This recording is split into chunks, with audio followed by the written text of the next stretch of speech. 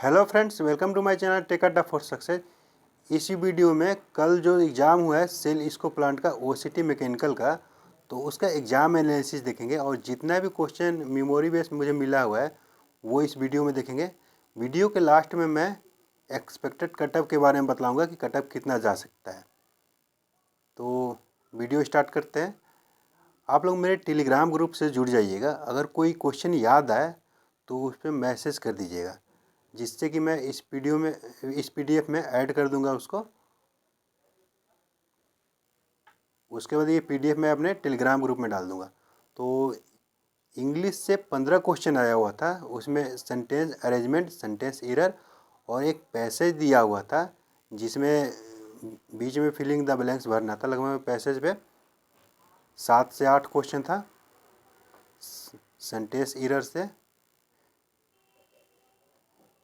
और इससे क्वेश्चन मिला के 7 से 8 था। टोटल 15 क्वेश्चन थे।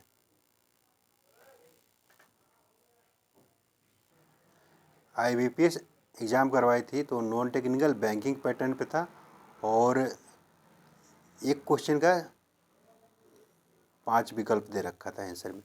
देखिए ये सेंटेंस एरर में इसमें कौन सा एरर है, ऐसे ही क्वेश्चन दे रखा था। उसके बाद ऐसे ही 5 सब्जेक्ट सेंटेंस दे रखा था, उसको अरेंज करना था। तो इस आधार पे था एक, और एक पैराग्राफ में फिल करना था। मान लीजिए ये पैराग्राफ दे रखा है, इसमें बीच में डैश दे दिया, तो उसमें क्या चीज़ होगा उसके ऊपर फिल करना था। ये यहाँ पे लिख दिया, और क्वेश्चन में एक ही जगह पे क्या फिल हो सकता है उसके लिए 5 ऑप्शन दिया हुआ था। तो इंग्लिश के क्वेश्चन का लेवल मॉडरेट टू टफ था। अब बात करते हैं मैथमेटिक्स का। तो मैथमेटिक्स में एक रेशियो प्रोपोर्शन से आया हुआ था क्वेश्चन, जिसमें मिल्क और वाटर का रेशियो दे रखा था, और एक बकेट में उसमें से कुछ लगभग 28 केजी निकाल के दूसरे बकेट में डाल दिया गया था उस मिक्सचर में से। उसके बाद दूसरे बकेट के मिक्सचर में 5 केजी मिल्क मिलाने के बाद मिल्क और वाटर का रेशियो पूछा हुआ था। उसके बाद एक ग्राफ दिया हुआ था, ऐसे करके ग्राफ था, तो उसमें कुछ डाटा दे रखा था। तो उस ग्राफ के ऊपर 5 क्वेश्चन था। उसके बाद मैन और वर्क से था, 5 फीमेल और 4 मेल मिलके एक काम को 6 दिन में करते हैं, ऐसे ही। उसके बाद सिंप्लीफिकेशन से कैलकुलेशन वाला जो रहता है उस पे लगभग में 5 क्वेश्चन था।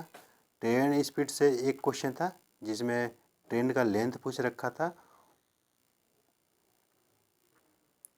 उसके बाद इक्वेशन रिलेशन से 2 क्वेश्चन था लगभग में, जैसे x square plus 2x plus 3 equal to 0, y square plus 3x plus 4 equal to 3। तो एक्स और वाई में रिलेशन पूछा हुआ था, 5 विकल्प दे रखा था कि कौन सा रिलेशन हो सकता है एक्स और वाई में। तो इस आधार पे ये एग्जाम्पल के तौर पे मैंने बताया ये डाटा। तो मैथ के क्वेश्चन का लेवल मॉडरेट था। अब बात करते हैं रीजनिंग के बारे में। तो रीजनिंग में एक सर्कुलर सीटिंग अरेंजमेंट से था, तो आसानी से हो गया था। पजल पे 5 क्वेश्चन था, जिसमें दिया हुआ था 8 आदमी हैं, महीने में 2 डेट पे मीटिंग होती है उन लोगों के, और ऐसे ही करके दिया हुआ था। तो इस बेस पे पजल का क्वेश्चन था, जिससे पे 5 क्वेश्चन था। मैक्सिमम लोग इसको सॉल्व नहीं कर पाए थे, क्योंकि बैंकिंग आधार पे रहता है। उसके बाद वर्ड पजल से था, जैसे का, के, टा मीन्स होता है मोर देन टू, ऐसे ही करके। तो का या की या किसी वर्ड का पूछ दिया था कोड क्या होगा। इस आधार पे 5 क्वेश्चन था। उसके बाद एक क्वेश्चन था एक greater than B, B less than C, इस आधार पे 3-4 क्वेश्चन था लगभग में। तो रीजनिंग का लेवल जो था क्वेश्चन का मॉडरेट टू टफ कह सकते हैं, क्योंकि जो पजल दिया हुआ था मंथ और डेट वाला, तो उसमें उसको बहुत सारे कैंडिडेट लगा नहीं पाए, सॉल्व नहीं कर पाए थे।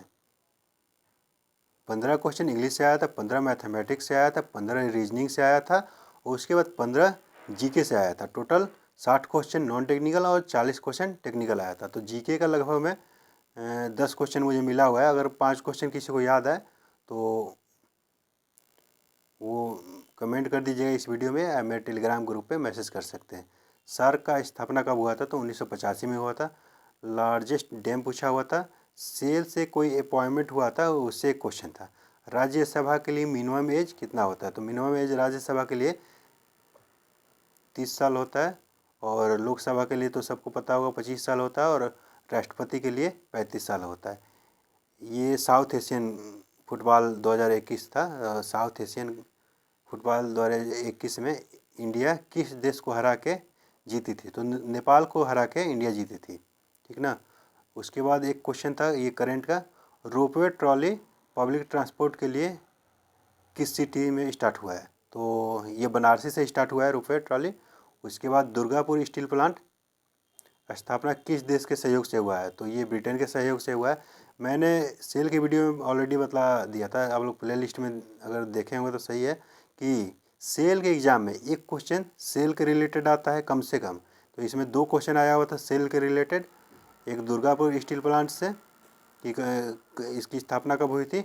उसके बाद एक क्वेश्चन आया हुआ था सेल के न्यू अपॉइंटमेंट से, और एक सार्क के रिलेटेड क्वेश्चन आता है। तो सार्क में इसमें भी आया हुआ था, सार्क से रिलेटेड एक क्वेश्चन बोकारो वाले में भी आया था, सेल से भी आया हुआ था, बोकारो वाले में भी। तो 2 क्वेश्चन तो फिक्स रहता है, एक सेल से और एक सार्क से। उसके बाद लार्जेस्ट डैम इन इंडिया पूछ रखा था, इंडिया लार्जेस्ट साल्ट लेक पूछा था, emerging player award of IPL 2021 इसके बारे में पूछा हुआ था। तो इसका लेवल भी बोल सकते हैं मॉडरेट टू टफ था। अगर आप लोग मेरे चैनल को अभी तक सब्सक्राइब नहीं किए हैं तो सब्सक्राइब कर लीजिएगा ऐसे वीडियो पाने के लिए। अब बात करते हैं टेक्निकल के बारे में। तो टेक्निकल में टोटल 40 क्वेश्चन आया हुआ था। तो टेक्निकल का क्वेश्चन का लेवल इजी टू मॉडरेट था।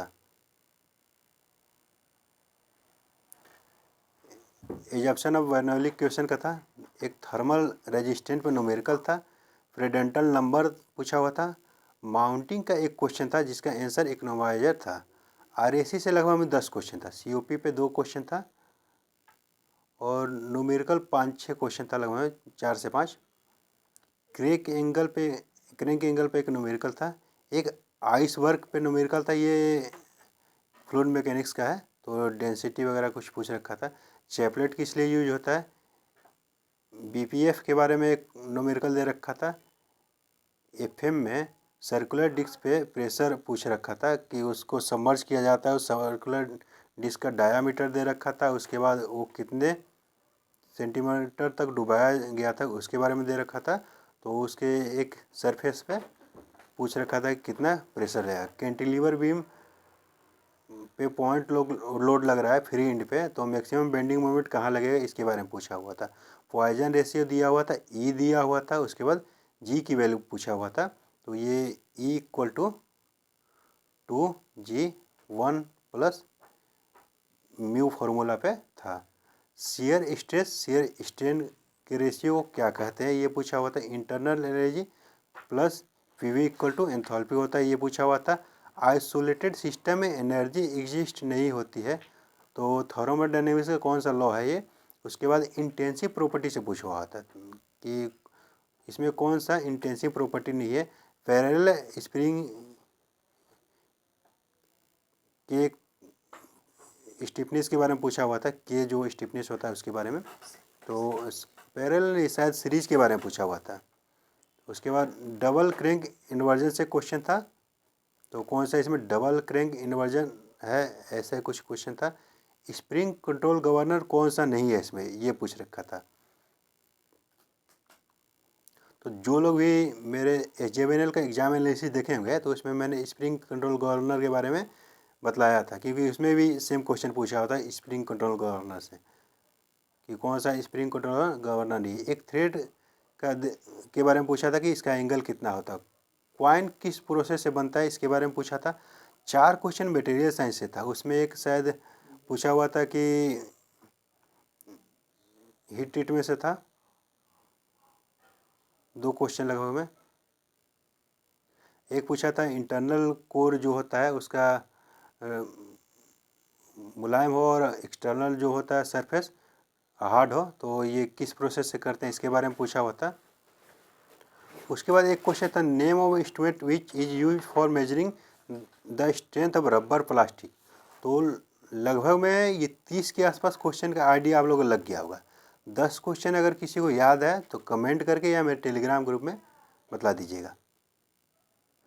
अब कटऑफ के बारे में बात करने से पहले सीट के बारे में देख लेते हैं कितना सीट था। मैकेनिकल का टोटल 36 सीट था और इसका जो एग्ज़ाम पैटर्न था टोटल 100 क्वेश्चन आया हुआ था। 100 क्वेश्चन, एक क्वेश्चन सही होने पे 1 नंबर, गलत होने पे 1/4 नेगेटिव मार्किंग था। उसके बाद इसमें जो कटऑफ के बारे में दे रखा था, जो हैंड आउट आप लोग देखे होंगे ऑफिशियल साइट पे दे रखा है या मैंने सिलेबस का जो वीडियो बनाया है उसमें भी मैंने दिखलाया है कि कटऑफ जो होता है जो सेक्शन वाइज भी बनाएगा कटऑफ पहले, उसके बाद जो ओवरऑल कटऑफ भी बनाएगा कंबाइंड, तो कटऑफ 2 स्तर पे बनेगा इसमें। तो इसके वजह से कटऑफ सेक्शन वाइज है तो इसकी वजह से कटऑफ थोड़ा कम जाना चाहिए। उसके बाद प्रेजेंट भी बहुत कम लड़के थे, बहुत कम लड़के एग्ज़ाम दिए थे। लगभग में 13 से 15% एग्ज़ाम दिए थे बस कल के एग्ज़ाम में। या इलेक्ट्रिकल का भी एग्ज़ाम हुआ था तो इतने ही परसेंट प्रेजेंट थे। वहाँ पे जो सेंटर था ना वहाँ पे एग्जामिनर बतला रहे थे कि बहुत कम लड़के एग्ज़ाम दे रहे हैं, क्योंकि पुरानी वैकेंसी हो गई है, नवंबर 2018 की वैकेंसी है ये। तो अनरिजर्व का कटऑफ जा सकता है 70 से 72, ओबीसी का 68 से 70, SC ST का 60 से 62 और ये है। तो सुरजीत को बहुत बहुत धन्यवाद और आप लोग मेरे चैनल को ज़रूर सब्सक्राइब कर लीजिएगा।